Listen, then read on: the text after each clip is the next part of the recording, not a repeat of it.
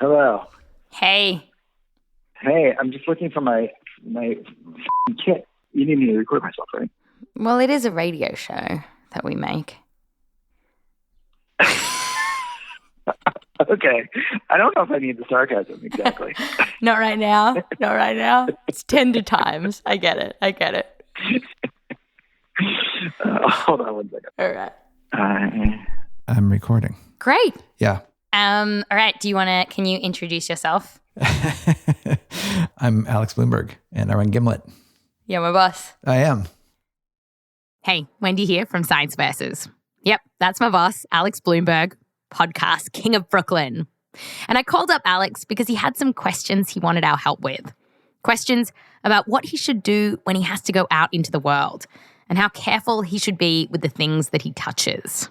Tell me about what you're doing now, like when you get groceries. Okay, so right now we wipe down every individual grocery item that we get. Like with the Clorox wipe, we'll wipe down every single item, and then we'll put it away. What do you do with like an apple? We don't wipe down an apple because that just feels like, that seems crazy. We're not crazy. So that's the new normal for Alex and his grocery situation. But when he leaves the house for other stuff, his whole system falls apart. Like the other day, he went to get a pizza. Here's what I did. So I went out there. I had my Clorox wipe in one hand. And so I went in and I wiped off the bag handles with the Clorox wipe. And I was hoping that they had a machine for the credit card, but they didn't. So I had to hand the woman my credit card. When you realized that you had to hand her your credit card, what were you thinking? I was thinking, crap, now there's maybe she has it on her hands and it's going to be on the credit card. Alex had come into this pizza place armed with a bunch of disinfectant wipes. And so he yanked out one to wipe down the card. But then, to sign the receipt, she handed him a pen. Oh, crap. He wiped that down too, grabbed the pizza, and walked to the car. I still was like, there was a lot of contact, so I don't know, am I carrying it somewhere? So then I tried to open the car with my elbow, and then I sanitized. Alex pulled out the wipes again, sanitized the steering wheel, the handles, and the dashboard of the car. Basically what I'm trying to do is just build a moat between me and the virus, and every little boat that can get across that moat, I'm trying to squash. And while he's doing all this, there's this one question in the back of his mind. It's a question that many of us have right now. Am I crazy for doing this? That's what I want to know is this crazy or is this prudent? Like in this ever-shifting line between crazy and obviously the thing you should be doing. Where am I? Where am I on that line? Today on the show, we'll find out. We want to know, are everyday objects like credit cards, pens, packages actually dangerous? Could we really get infected just from touching the things around us? And if we can, what should we do about it? Ultimately, we're going to work out if we should all be living like Alex or if he's crazy. And I'll call you back and I'll let you know. I can't wait. I cannot wait. All right, thanks. Bye. Bye. Okay, gaming this out. We know that what really puts you at risk of getting this coronavirus is being in close contact with someone who's infected. But for Alex or you or me to get sick from touching something, say a credit card, a few things would have to happen. First, someone who was infected, say that lady at the pizza shop, would have to somehow get this virus on that card. Then the virus would have to survive on that surface and be infectious by the time you touched it. What's the chance of all that happening? To find out, we called up Josh Santarpia at the University of Nebraska. He's just finished a study that can help us answer some of these questions. It was a study of 13 people with coronavirus who were on the Diamond Princess cruise ship. They were put into quarantine where Josh works, and each patient was given their own special room. So the rooms are actually fairly nice. They were designed to be kind of like nice, but a little sterile like hotel rooms. What Josh wanted to know was, while these people were living in these rooms, playing on their phone, watching TV, were they spreading virus around the room? And so he went hunting for the virus to see where it might be lurking. He gathered up some nerd buddies and got dressed up for the occasion. A top hat and tails. Not really. We put on N95 and face shield, double gloves, and surgical gown. And while the patients were still in their rooms, Josh and his team bustled around, swabbing all their stuff. So if you go to Walgreens or CVS, you can buy these little gauze pads that are in sterile packets. And what we use is very similar. And we would just, we'd take little 3x3 swabs. And they really swabbed all around the rooms. We did everyone's cell phone and remote controls, like television remote controls, bedside tables, the area where they were sleeping. We did their windowsill. It feels like you're playing the worst game of like an Easter egg hunt, like you're searching for the viral particles. What Josh was looking for in this study were genetic pieces of the coronavirus. And where did you find viral bits? Essentially everywhere. We found evidence that, there were at least pieces of virus in virtually every kind of surface that we sampled. Most of the exercise equipment, computers, iPads, reading glasses, and yes, cell phones were harbouring bits of this coronavirus. Viral pieces were also found on a lot of the people's bedside tables and bed rails, as well as the window ledges. And his isn't the only study to find this kind of thing. Other papers, sampling patient rooms, have also found evidence of this virus hanging about on surfaces. And the method Josh was using to find this virus, looking for its genetics, could only say that this virus was once there. He couldn't tell whether it was still alive or not. For that, he needed to do a different experiment. So he took some of those genetic viral pieces, plopped them on some cells, and some of them got infected.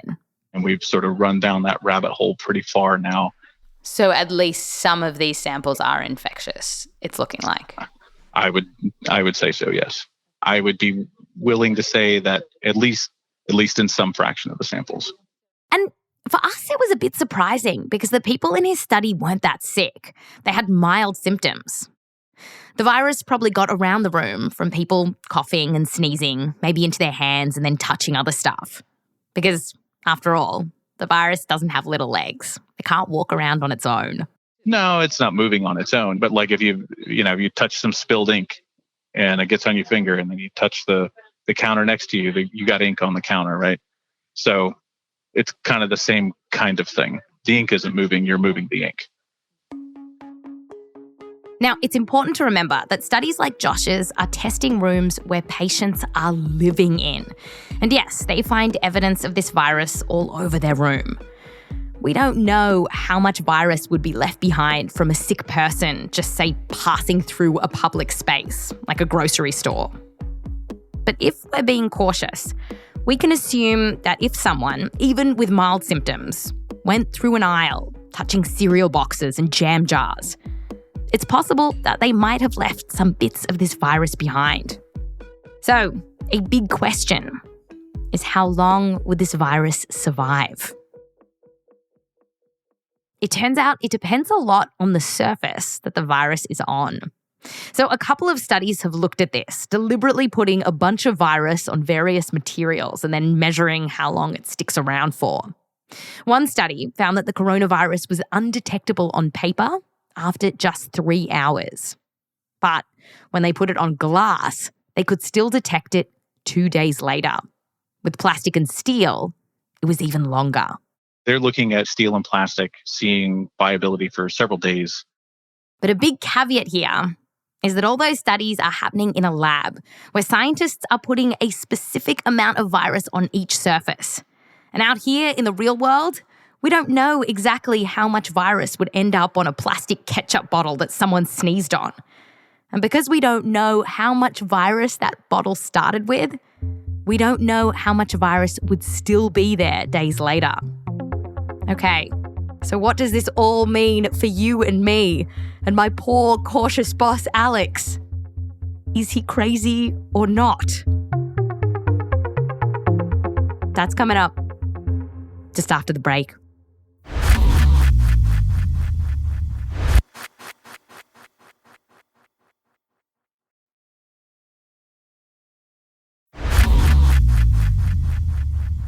Welcome back.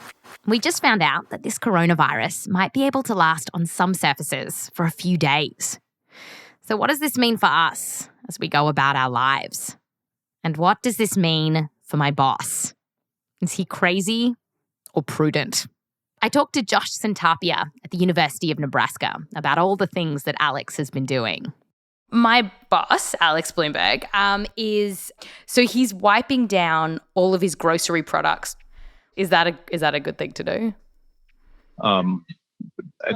It occurred to me, right? I don't think it's crazy. I think maybe, doing it judiciously on things it's certainly not crazy. Okay, the other thing that he did, he went to a pizza shop the other night and he had to hand over his credit card to the person at the pizza shop. And when she handed back his credit card, he then wiped it down. And then she handed him a pen to sign, and then he wiped the pen before he touched it. Crazy or prudent? I mean, it's not crazy. In principle, I think about it every time I hand my credit card to somebody that I was like, should I wipe this down? I mean, I can say that I haven't wiped it down, but the thoughts cross my mind. And there's a reason why Josh isn't wiping down his credit card and all of his groceries. And that's because he has another strategy to protect him. And it all comes back to a big leap that the virus has to make to get us sick. You see, even if we touch something that has some virus on it, we don't think that's enough to get us sick. This virus isn't infecting our skin. We have to help it get into our body, typically by, say, rubbing our eyes, our nose, or our mouth. So, if we go back to that credit card. I mean, are you going to put your credit card in your mouth? Like, I don't put my credit card in my mouth, right? And so, but I do wash my hands a lot, or I try to. And so, I feel like most of these things, money's dirty all the time. Everybody tells you money's dirty. Even when, from the time I was a little kid, they were like, money's dirty, don't put money in your mouth.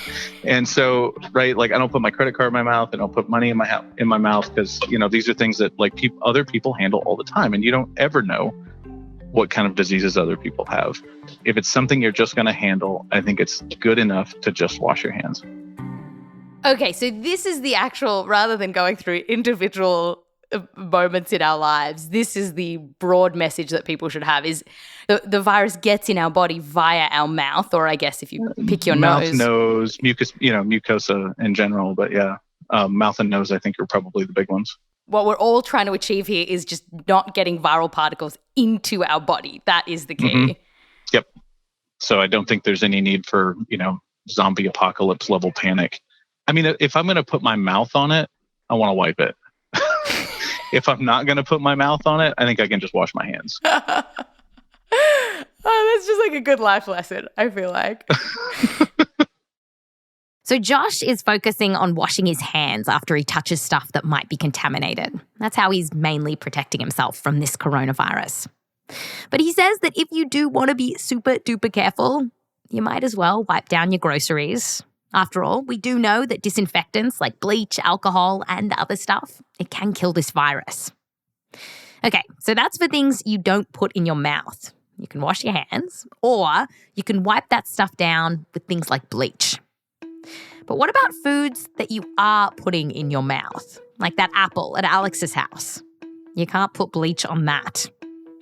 Now, while it's not clear if you can get infected by ingesting this virus, and no one has actually measured if this virus can survive on fresh produce, from what we're learning, it is plausible that you could get sick from putting a recently contaminated apple into your mouth. So how can we be sure to keep ourselves safe?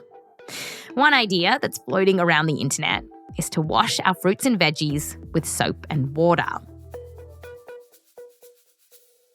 The concern here, though, is that if you don't wash the soap off well enough, or if it absorbs into the fruits and veggies and you eat it, it can damage the lining of your esophagus. That's the tube between your mouth and your gut.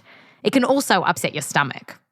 We asked Joshua King, a toxicologist at the University of Maryland, about the risks here. The likelihood that you're going to ingest a lot of soap, the kind of soap ingestion that would get you into a lot of trouble, is pretty unlikely. If you were going to do that every day for a while, well, you might experience some health effects. I think personally I wouldn't do it, but I don't think you're likely to hurt yourself that much by doing that. Joshua wasn't wild about the idea of sudsing up your produce. Neither were a bunch of academics that we reached out to, or the FDA. There are other options here, though, like cooking your fruits and veggies. And in fact, a study found that this virus hates being cooked. In a lab, it was all dead after 5 minutes of heating at 70 degrees Celsius. That's like a low oven of around 160 degrees Fahrenheit. It doesn't work to chill this food, though. The temperature of your fridge, in that study, didn't kill this virus. We have another idea, though. To reduce your risk, you could wait a few days before you eat your produce. You could also buy prepackaged produce that no infected shopper could have gotten their mitts on in the last few days. I called up Alex to tell him what we found. Hello. Hey, Alex. How are you? I'm good. How are you? Good. I was recording even when I said hello. Oh! That's the kind of professional I am. Great. Okay. Well, here's the best science that we could get right now. Okay. Can a takeout pizza box give me COVID? Okay. So there are a lot of evil stars that would have to align to get you sick that way. Okay. And so I'm gonna go through them. So first, obviously, some viral particles would have had to have gotten on the pizza box, the credit card, the pen, which means that either the person working at the pizza shop is sick themselves and they're shedding some virus, which can happen, or someone else who is sick touched their hand, little bit of virus got in their hand, then little bit of virus got on your item. Uh-huh. And then you would have to get that virus into your body. So just touching it, just having it on your hand, from what we know, probably can't infect you. It has to get inside your body. Got it. And then one more thing has to happen is you'd have to get enough of this virus into your body so that it would take hold. And we don't know what that enough is, but we don't think like 1 or 2 viral bits would be enough. So basically what I'm hearing is the likelihood of me touching a pizza box and somehow getting COVID are pretty low. A lot of things would have to go wrong, but it's not impossible. Yes. So we spoke to a handful of academics about the kind of thing you're doing, and they all tended to say it's very cautious, but it's not crazy. Oh, okay. Good to know. Not crazy. I like that. So we're doing okay. We're doing the right thing. You're doing the right thing. But I have a solution for you when you're out, like a guiding star so that you don't have to drive yourself insane. Just, you can't get this virus in your body. You just need to focus on just not putting your hands in your mouth, up your nose, not scratching your eyes. Like that's the only thing you need to be thinking about rather than, can I sanitize my world? Right. But I'm worried about like whether or not I can remember that all the time. Don't you like just like accidentally touch your face all the time? But if that's the only thing you had to think about. It just gets complicated. It's like, okay, I just accidentally touched the elevator button. Okay. Maintain hand until I get to a sink. Fine. Wait a sec. I have another solution for you. Okay. What about yo-yos? 2 yo-yos in each hand. Then they're distracted at all times.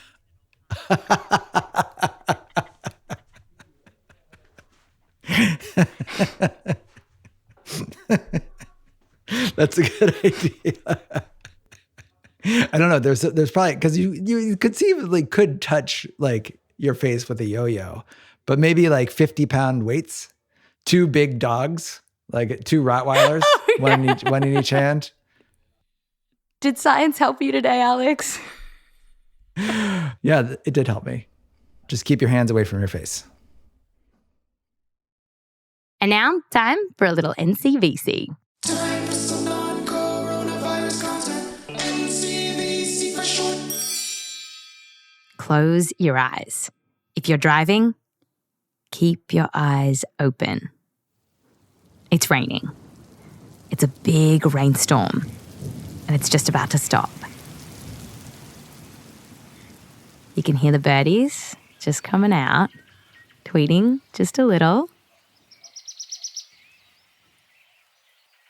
You go outside on the grass. You take a deep breath. And it smells amazing. That sweet, earthy smell. Have you ever wondered, what is that? It turns out it has a name. Geosmin. And some of it is caused by bacteria. It's their little love potion to attract bugs that will help them spread out. Here's how it all works. First, the bacteria release little baby spores into the soil. Then, they release this scent, which attracts a particular type of bug called a springtail. They look a little bit like fleas. And the springtails are thinking, much like us, this smells great. They crawl over to the bacteria, and the bacteria babies then latch onto the bug's feet and hitch a ride to a new spot where they'll grow up and begin the process all over again. So, you can keep enjoying that sweet, sweet rain smell if you'd like. But you should know that it's meant for the springtail bugs and not for you. That's Science Versus.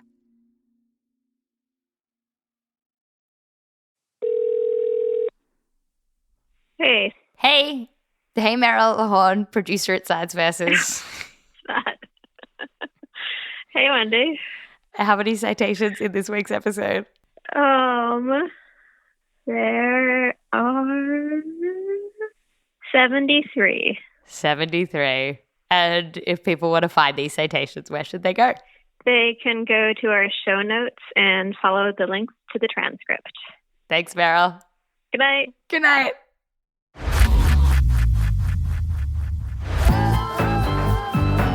This episode was produced by Rose Rimler, me, Wendy Zukerman, Meg Driscoll, Michelle Dang, Meryl Horn, Sinduja Srinivasan, and Laura Morris. We're edited by Blythe, Terrell, and Caitlin Kenney. Fact-checking by Lexi Krupp. Mix and sound design by Peter Leonard. Music written by Peter Leonard, Emma Munger, and Bobby Lord.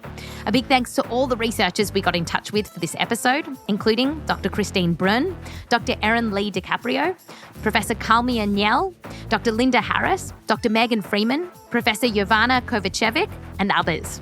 And a special thanks to the Zukerman family and Joseph Lavelle Wilson. I'm Wendy Zukerman. Back to you next time.